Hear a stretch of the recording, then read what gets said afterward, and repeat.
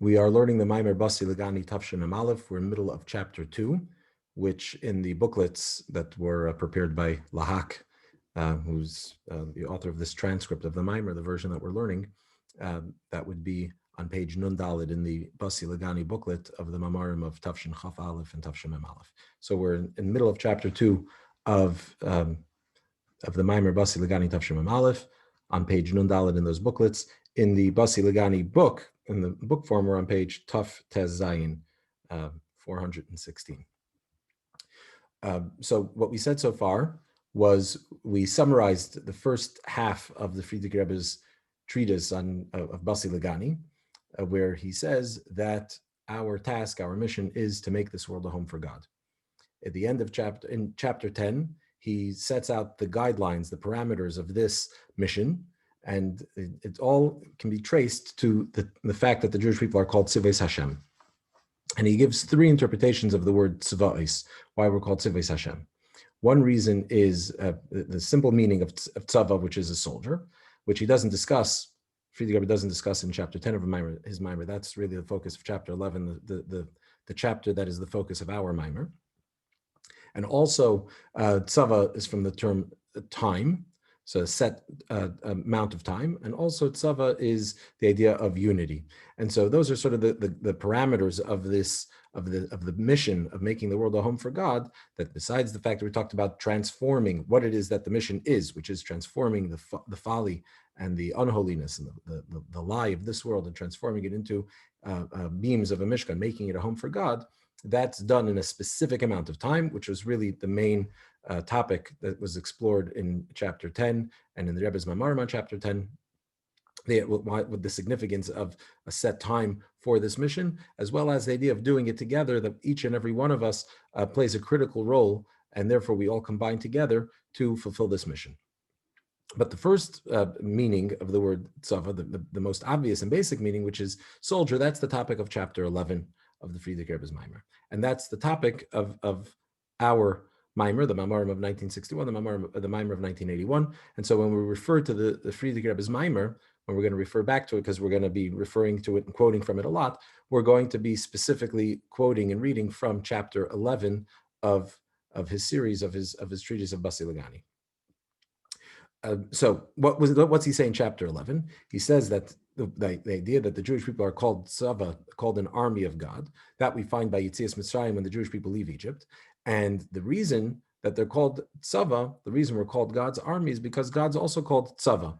Tzva'is, that's one of God's names. Why is Hashem called Tzva'is? So we said that Hashem is called Tzva'is, we quoted from the Medrash, that when he wages war against the sinful, that's when he's called Tzva'is. And we explained that what we're talking about here is not God, not punishment. We're not talking about revenge. Vengeance. We're talking about the idea of waging war against the wicked, meaning that why is somebody called Russia? Is because he deviates from God's plan. So God creates the world with a certain plan and a certain trajectory in which he wants everything to go to turn this into a home for him. And Resha, the idea of sinfulness, that distorts and that deviates off of that plan, off of that path. And so the war means to bring everything back, to bring the world back on course, back to going exactly the way it's supposed to go. And so we see already that this idea of God being called Tzva'is, meaning God of war, the idea of the war is about bringing about the home for God, making Dir B'Tachtainim in this world, making this world his home. And then we quoted from the Shari Oyer, from Kabbalah, that Tzva'is is related to the attribute of Netzach, and that's the source of all war in the world. Now, to this point, it would seem that this idea of tzva'is, we know that the name tzva'is is not the focus of our Maimer Tafshin Mem Aleph, but the Rebbe discussed in Chaf Aleph at length and elsewhere. The name tzva'is only appears in the Nevi'im, and specifically, even though it first appears right in the beginning with Chana, Shmuel's mother, but it really is more popular really at the end of the Nevi'im, in the later generations of the Nevi'im. So further away from the Yetzias Mitzrayim, further away from Matan Torah, further away from Moshe Rabbeinu. And the name Tzva'is is relating it to Netzach, as Kabbalah relates it to Netzach. So we know that in the 10 divine attributes, the second half of the attributes, Netzach, Chod, Yesod, those are the external attributes. If you were to look at the divine sort of image and divided in the 10 attributes, the 10 spheres, so you have Chachma, Bina, and Das, which are the intellectual faculties, that would be the head. Then you have the body, the torso, which would be Tiferes, and the limbs, the arms, the right arm is Chesed, the left arm is Gevura, and then you'd have Netzach, Chod, Yesod, which are the lower organs of the body that are beyond, that are beneath, or Levar, as we say in Pasach Halil, Levar Megufa, outside of the body. So those are the external, the external and lower of the divine attributes. So if we're saying that Tzvois is a name that corresponds to Netzach, which would also explain why it appears later, and this idea of waging war against the sinners, meaning engaging in a world of unholiness and in a world of distortion and of lies. So it seems to be something that is lower. And so it would seem, if we sort of connect the dots, it would seem that the idea of making a home for God in this world, which we're saying has to be, that's how when we're engaged in that, we're called Tzava, Tzivais Hashem. That's like sort of an external thing. That's a lower thing. It's a thing we have to occupy ourselves with. That's lower. That's sort of outside. That's beneath God, almost, as it were. And so it doesn't seem like a very significant thing at all. But of course, we know that's not the case. So we need to understand why that is. And so the Frierdiker Rebbe, in his Maimer, discusses in chapter 11, discusses two types of war that a king would wage. One type of war is a strategic war, either to gain territory, to expand his empire, to secure his borders, to amass, to increase his tax revenue, whatever calculation he makes that causes him to wage war. But then there's another type of war which is about being victorious, about the victory of the king. There's no monetary or tangible gain other than the fact that it expresses the king's the king's essence, the king's might, the king's glory, the king himself. And for this, the king is willing to spend everything. When he's waging a war that has a certain risk-reward benefit, he weighs the risks and the reward. He goes about his war, and he won't take too many risks or won't want to undermine the purpose of his war. So if it's to gain territory, if he starts losing territory, then eventually he comes to make a decision to stop. Or if it's to gain revenue, but instead it's costing him too much, he might stop again. But when the king wages a war simply to be victorious, he'll stop at nothing till he wins. There's nothing that will stop him, and he will do things that he wouldn't otherwise do. Which tells us that the idea of connecting milchama, war, with netzach, meaning that the type of war that we're talking about, when Hashem says, "Ani nilcham b'rishayim," I'm waging war with the sinful.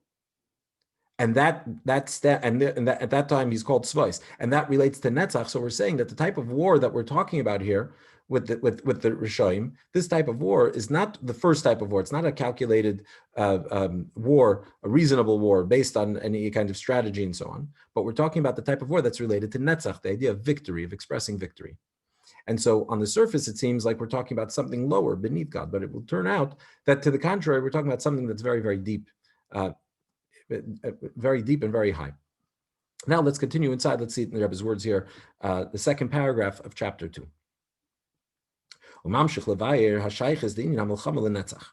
So in his Maimer, again, I mentioned, whenever we mention the Frierdiker Rebbe's Maimer, we're talking about chapter 11 of his series. So he explains the connection between Milchama, war, and Netzach, and victory. The purpose of this war is not the first type of war that he mentions there, which is to gain territory and so on, but it is to be victorious. And the Frierdiker Rebbe brings an example of the way a king wages war and interacts with his army during these wars. Which is the same is true. We know everything is sort of in our world is a manifestation of how things are above. So if this is how kings wage war down here, it's because that's how we can just look backwards, and that's a reflection of what goes on in heaven. So if understanding the way war is waged here, we can understand that the same is true with regard to God when he's nilcham b'rishayim. And he says, that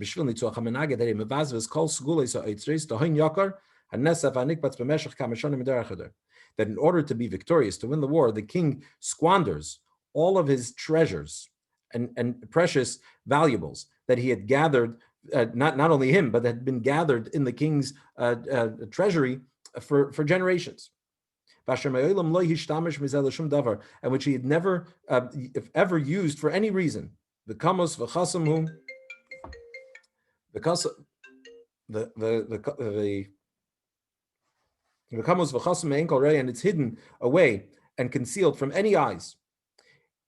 In other words, we're talking about a treasure that doesn't even serve the king in any sort of utilitarian kind of way. It's something that's hidden that he doesn't show. They're so precious that he just keeps them, he just has them, doesn't use them, doesn't show them. And yet, when it comes to winning the war, he squanders, he spends, he splurges on all of this, and he's willing to spend whatever it takes, including squandering his treasure. And he continues, it says, that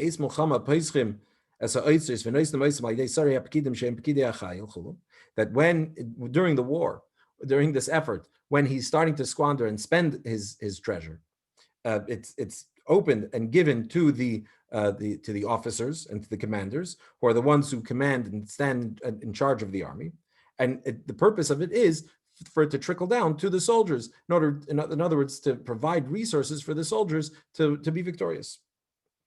So move on. So this obviously, it just takes a moment here, pauses to reflect on what this means, that the king is willing to give the most precious and valuable items that he possesses, that he doesn't share with anyone for any reason, and he's willing to squander it all for the soldier, spent on the foot soldier, which applying that to each and every one of the Jewish people. God opens up his treasure for the victory in so that each one, every single Jew will wage the wars of Hashem and be victorious. This is a reference, obviously, to the Rambam in Hilchos Malachim, where the Rambam talks about Mashiach waging the battles of God and being victorious. And this is, the Mashiach, every single one of us has to wage these wars, which is, and the purpose of that war, and to be victorious means, to make a home for God. So all of these resources are provided, even the things that are so precious and so dear that they remain hidden and concealed. They're mysterious, they're beyond, they weren't given to man. Even those things are given and shared and provided so that each and every one of us can be victorious in our own role in the battle of making this world a home for God. So this begs the question, any move on is not understood. Since this is a treasure that's so precious that he never used it for anything, he never even spent even a cent, and certainly not in a manner of squandering it. In other words, just giving it without, sort of liberally and even recklessly, you could say. And it remains hidden and concealed from any eyes. So what's the reason? If it's always hidden, then why is he spending it on this war? In other words, when we understand the concept of war as being something that is sort of beneath the king, he has to also go wage war. So if that's the case, why would the victory of the war be so important that the things that he holds most dear, most precious, are something that he spends and is willing to waste away in order to win the war? So this is what he continues and explains. That this idea of victory, Netzach, which on the surface Netzach is sort of a lower one of the divine attributes. And yet, this idea of netzach, of victory, is something that is rooted in the source of in the essence of the soul, higher than all revealed faculties. In other words, it is higher than the light and the vitality that comes that's manifest, that's revealed. We have when we talk about the divine attributes. So we're talking about the way God makes himself known and available to us. So it's a form of revelation. So even when we're talking about chachma, which is it's hidden, it's mystery, but all of these attributes are the way God puts himself into sort of a knowable sort of reference, so that we can then come to know him. But that's why the man is created Adam al-Elyon, in the image of God, with his own 10 attributes or soul powers and faculties. Now, within a person's, taking an example from a person, within a person's own 10 faculties, you've got that which is revealed, which is external, the most external being a person's action. A less external but more intimate and personal would be his emotions that he expresses, and then his thoughts, which are the higher faculties. All of these are bound to come out one way or another. These are koiches agluim. These are sort of the person's conscious self. But then you have the unconscious, the unconscious, which is something that is the essential life force that goes through all of the body, that's equal everywhere in the body. That's not revealable. It's pulsating through the body, but it's not revealable. So you have the revealed energies and powers of the soul. Each one has its part of the body through which it's expressed. So, for instance, the person's capacity to think, intelligence, is expressed through the mind, and you're not going to find the koyach hachachma, a person's koyches agluim, this knowable or revealable power and capacity, which is chacham. You're not going to find it in the leg. That belongs, its seat is in the mind. But then you have, beyond that highest of the revealable faculties of chachma, you have what's hidden, what's concealed, which you'll find everywhere equally in the body. The life force that animates and gives the body life, that's equal everywhere in the body. And that's on one hand, it's everywhere in the body. On the other hand, it's not revealable, which is why it can be everywhere. It's not tailored and specific to one specific area. So deeper within the person, right? If you strip away a person's ability to speak, or a person's ability to communicate, or a person's ability, even a person that's lacking feeling, the person is still there. A person who's depressed and maybe he's suffering from the absence of any kind of feeling is still a person. That person, there's still an essential thing or life that's there that is this person. So when you strip away all of those revealed sort of knowable traits about the individual, that those are just knowable expressions of the person, but they're not the person himself. Here we're saying that netzach is something that is rooted deeper within the individual and by extension deeper within God than even these knowable attributes. Therefore, since it's so deep, so therefore all of these great, special, valuable and priceless treasures that he has, which lead to his glory, and therefore he doesn't use them, he certainly doesn't squander them at all. They have no bearing on and are insignificant in the face of victory. So even though he derives great pleasure, and we know that Oynek Tainig, the Friedrich spells it out in chapter 11 more, that says clearly there that Netzach is higher than even Oynek, even higher than pleasure, Tainug. So beyond the 10 faculties, the highest being Chachma, you have Keser, which is Ratzon, and then you have deeper is pleasure. But even pleasure is sort of a knowable sort of quality. And so the treasure of the king obviously gives him great pleasure. And therefore, that's something that he doesn't ever spend, because it's something from which he derives pleasure, which pleasure is sort of the deepest or the highest of these sort of knowable powers or faculties. And so therefore, even though he runs his country and wages wars and spends a fortune on whatever it is that the king has to do, nevertheless, there's always this element that remains hard, because this pleasure, the pleasure that he derives from the existence of his treasure, is something that is beyond and more important and greater than anything he has as it relates to running his kingdom.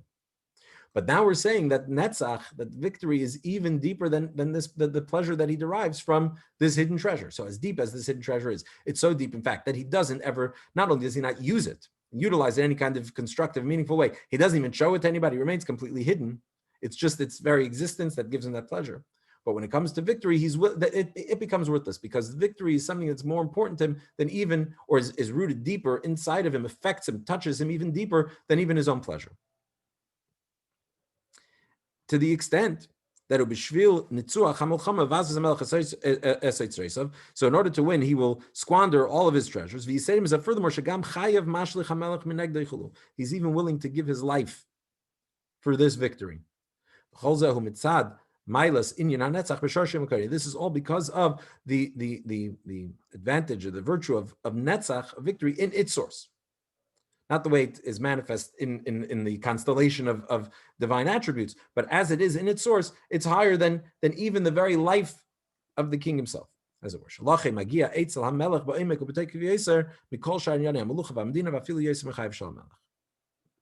Reaches deeper even than his own life. So we see that when we're talking about Tzivos Hashem, and Tzivos Hashem, the name Tzivos, which seems to be a lower name, even though it's one of the seven names that's not of God that can't be erased, but it seems to be something lower. It seems to be with Netzach, which only reinforces seemingly this idea that it's a lower name of God. Yet, since Netzach is rooted in the essence of the king beyond even his pleasure, which is why he's willing to give what is the source of his pleasure in order to be victorious. So we see that Netzach is not what we had assumed it was, but something much deeper. Let's continue chapter 3. Move on. So now we have to understand something else. How is it possible? What's the meaning that we say that there's Netzach with regard to God? In other words, the question really only arises now that we explained that Netzach is rooted in the essence. So now we have a question. Initially, before the second half of chapter 2, so we have Netzach. Netzach is lower. It's God as he's manifest in reality, right? Lower. And so we know that God creates the world. He creates good. He creates evil. And there's a level where there's evil, where we have to do battle with the evil. Okay. But now that we're saying that Netzach is rooted in the essence of God, so now comes the question, if so, how's that? How could we say that's possible? How could it be that there's Netzach within God? If Netzach is about victory, victory means vanquishing, means overcoming an enemy. How could we say that there's anything that is an enemy, that is a challenge to God on that level of God in his essence? So now we have to understand how this works. So now we have to understand, what does it mean that there's Netzach above by God? As we know, it says, who will tell him what to do? Nobody can tell him what to do, meaning nobody can challenge him. And what possible impact does all negativity have when we're talking about God on that in that place?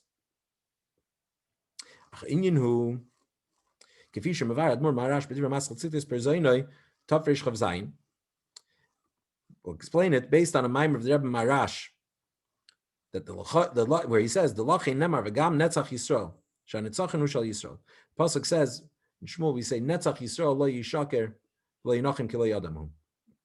That the Netzach Yisrael, meaning that God is referred to as Netzach Yisrael. Why is he called Netzach Yisrael? Because the infinite one of Israel, meaning their infinite God, or the glory of Israel, God. But Netzach means we're referring to God as Netzach, as victory. So why is it? So Marash explains why is the Eibishter called Netzach, or what is the meaning that there's Netzach by Hashem? It's because of Netzach Yisrael, because of the Jewish people, because of Israel. Therefore, there's Netzach by God. So in other words, initially you could say, true, God is beyond any kind of challenge, and so therefore there you can't say Netzach in God's essence. But since there needs to be Netzach for Israel, for the Jewish people, as we're going to say soon, so therefore we have Netzach by God as well. Yeah, the Lachin, let's look inside again. The Lachin, Nemar v'gam Netzach Yisrael. This is the meaning of the pasuk. Netzach Yisrael, that God is referred to as Netzach Yisrael. For our purposes, translated as the victory of Israel. Shanitzachim hu shal Yisrael. The victory, or this idea that he's referred to Netzach, is because of Israel. What does this mean? That even though, as we asked in our question, how could you say, it seems inappropriate to say this idea of victory in God's essence, right, where there's no challenge, it's just God. Since victory is necessary because of the Jewish people, so therefore that causes that with by God there's also this idea of Netzach Yisrael, the idea of victory. That lo yishakav lo yinachem, he can't, that he's true and not and can't be comforted till he has his victory. Notwithstanding the fact that now the question now would be in the reverse. If we're saying that with God there's Netzach, why is there Netzach by God? Because that's how it is by the Jewish people. The Jewish people need Netzach. So since the Jewish people need to be victorious over the challenges that they face, so therefore God also has this idea of Netzach, of victory, even in the essence of God. But now the reverse is asked. If if we're going to start with God, where there's no Netzach, so how did the Jewish people end up with this idea of Netzach? Right, as we said earlier, Adam el if the Jewish people are in the image of God, so if there's no Netzach, so we're going in circles here. There's Netzach by God because it's by the Jewish people, but if there's no Netzach by God, why would there be by the Jewish people? And we go in circles. What does this mean? So since notwithstanding the fact that Jewish people are in the image of God, where are we? We are down here in this world. Which is the general notion of the descent of the soul down here to this world, that he places us here in the darkness. And why is the soul sent down into this dark, lowly world? Is in order to work hand in hand with the animal soul, but in a manner that after the soul comes down to this world, not only does it then desire and chase and pursue God, but narutza lashon rabim in the plural, meaning that the animal soul too now is chasing after God, is desiring God, right? A total transformation and reformation of the animal soul and body. In order, so the soul comes down to transform the animal soul and the body, as well as the material and coarse world. As the Alter Rebbe brings the Tani from the Arizal, the neshama itself wasn't sent down here for any kind of tinkering and perfecting, because the neshama doesn't need to be perfected. And it was only sent here into this world to fix and to perfect this world. To make a home for God in this world. And since the purposes of the soul's descent into this world is to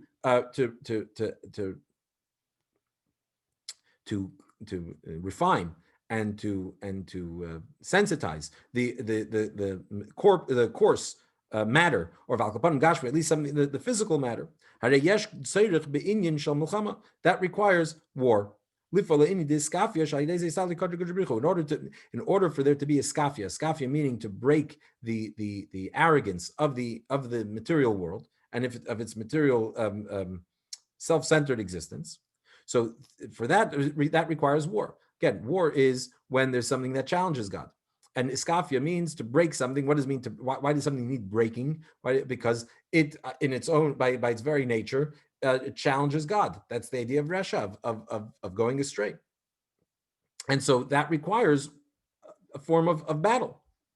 And through this iskafia, that causes an effusion, a revelation of the glory of God in this world. Meaning, every time we do battle with the material world and we overcome.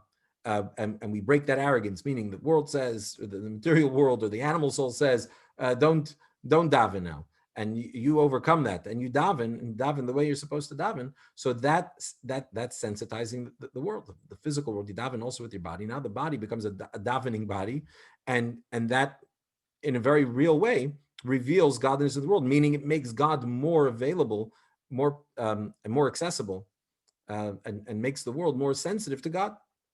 And not only do we break, but then that continue along that path that we then transform, as we mentioned before. The purpose is to get the animal soul on board, not just to humble it and subdue it, but to get it as well to want to serve God. So we transform the darkness into light and the bitterness into sweetness. Last is to transform the lie of this world, turning it into a keresh, a pillar of the Mishkan, the home for God. To make all of the world a home for God. And this is the meaning of the victory of the war, for which all of the treasures are squandered, are spent.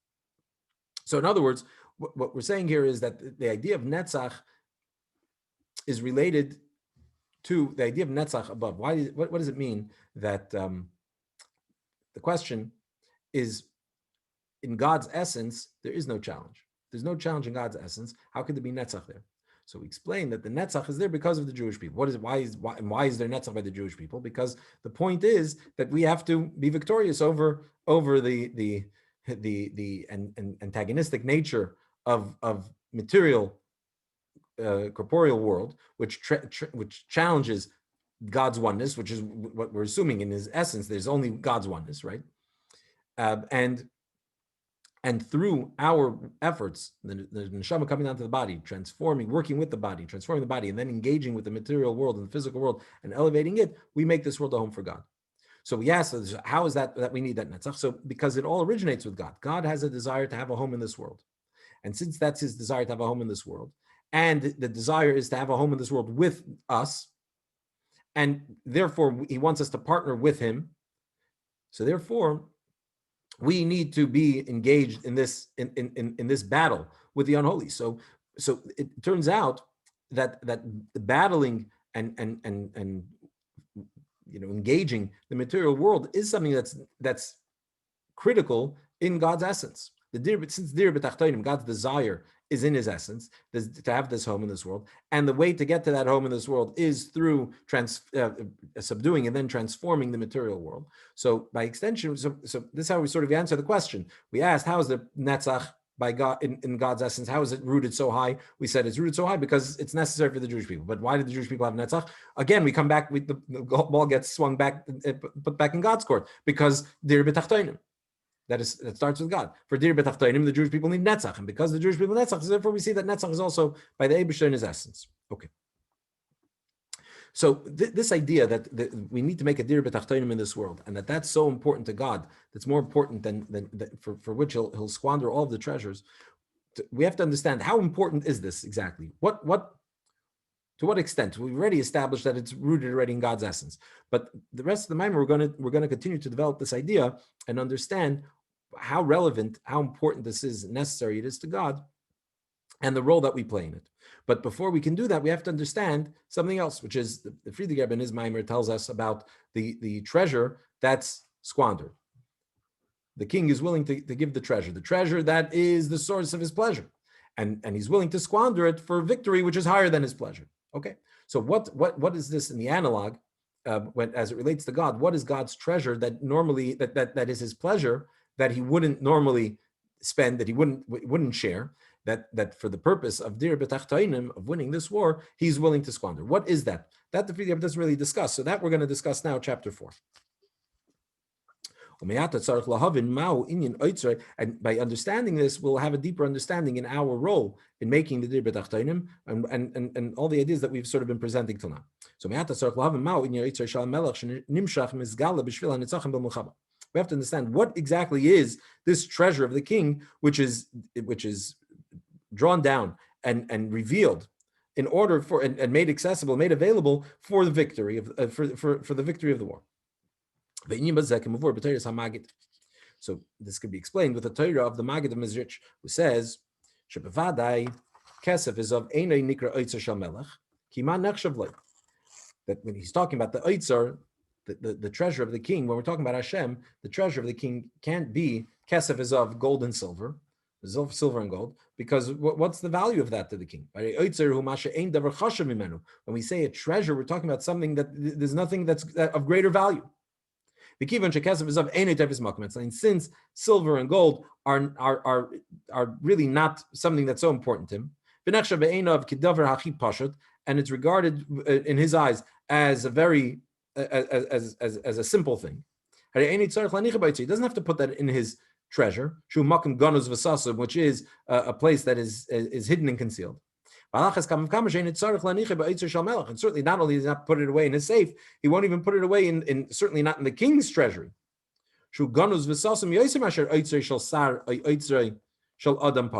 Which is obviously a much greater treasure and much more hidden, much more concealed than the treasure of a minister, certainly of a regular person. So what is the treasure of the king? I mean, we're talking about even a mortal king. A king that's so wealthy, that has so much money, the money is irrelevant to him. It's not significant to him. Obviously, he needs it. It's obviously important to him for running his kingdom. But does the money retain any value when he has so much of it? And if he has so much of it, he's not going to have to hide it and put it away. Besides, he flaunts it, he spends it. So what are we talking about when we say the treasure of the king? And a treasure of the king, meaning that it's unique to the king that you don't find by regular people, not even by ministers. So he says, the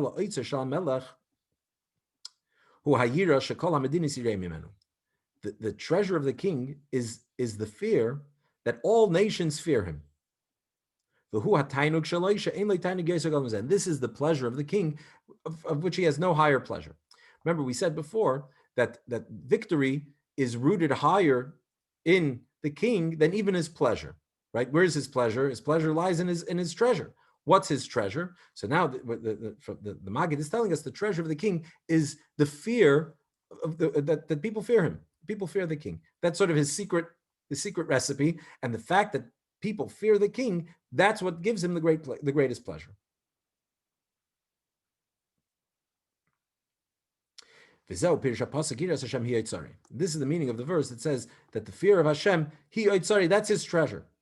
Which based on this, Chazal say, that Hashem, or what does he have? If it says, Yiras Hashem, what's God's treasure is fear of Hashem. So the Chazal tell us, so if you were to open up God's treasure, you walk into that room, what would you find there? Yiras Hashem, that's it. Yiras Shemayim, fear of heaven.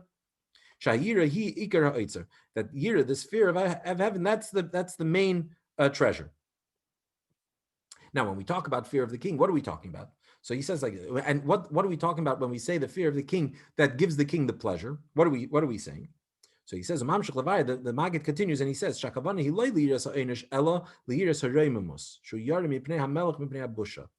fear that we're talking about of the king is we're not talking about fear of punishment. Because we're talking about fear of punishment, that's not fear of the king. I'm not afraid of the king. I'm afraid of the executioner. I'm afraid of the power that he has over me. When we're talking about fear of the king, we're talking about the king himself. What's the fear of the king? That's the fear of the king's greatness. It's an awe and a shame that one feels sensing the king's greatness, that he's so above and beyond, head and shoulders above everybody else, that it's uncomfortable to be in his presence. Meaning, not that it's uncomfortable because the king making it's uncomfortable, meaning it's uncomfortable to feel your own small existence in the presence of the king. That's the fear that we're talking about. So this is not about anything. This is about the king, which would explain why this is the pleasure of the king, why the king derives pleasure from this, because this is what goes to the heart of making him a king. What makes him a king? What separates him from everybody else? The fact that everybody else feels that they're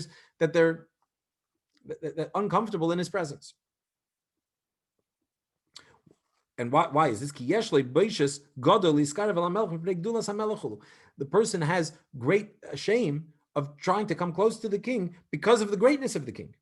So to say that a person is in awe of a king because of his might, because of his power, because of his authority, because of his wealth, because of anything about the king, that's about the king. It's not the king himself. But with the fear that we're talking about here is feeling uncomfortable in his presence. Why would you feel uncomfortable in his presence? Because you feel that your own existence is so insignificant in his presence that feeling yourself at all is uncomfortable. That's the pleasure of the king.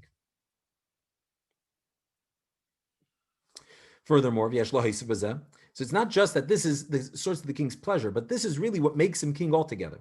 This is his very existence. What makes a king? The fact, this feeling. Otherwise, it's just that, he's a dictator, he's an authoritarian who comes and seizes power and is wielding power over everybody else.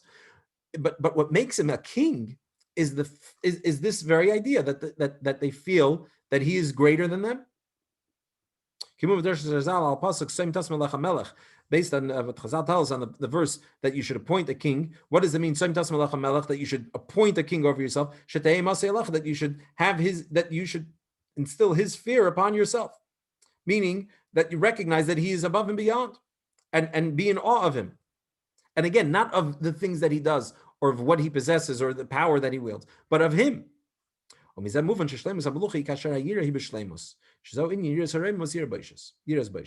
from this we can understand that the ultimate form of kingship of the king is when there's complete and total fear, a perfect fear of the king. What's a perfect fear of the king? Not a fear of other things, but a fear of the king himself. And what type of fear is that? That's the shame that one feels in the presence of the king, feeling uncomfortable in his own small existence in the presence of the greatness of the king.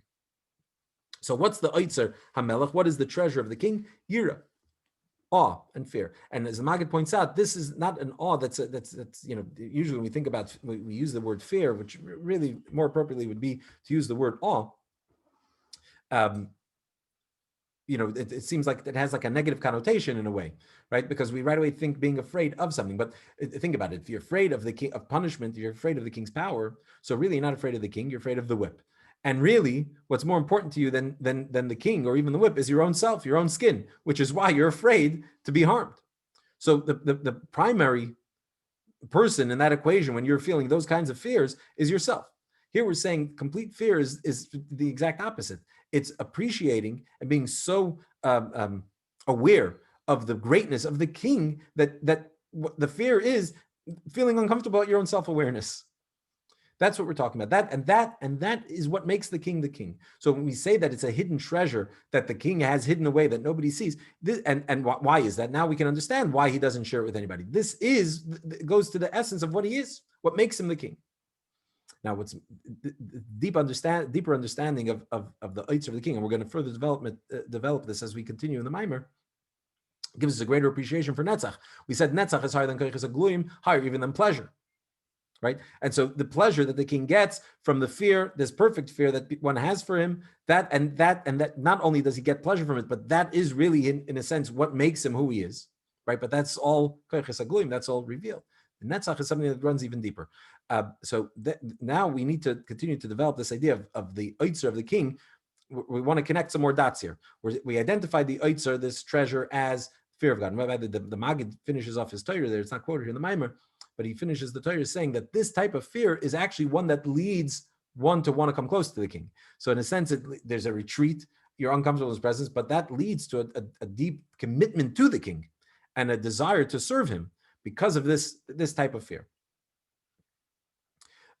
Right, as opposed to other types of fear where the fear is not about, that might lead to resentment, having no choice but to do because he's so mighty and so scary.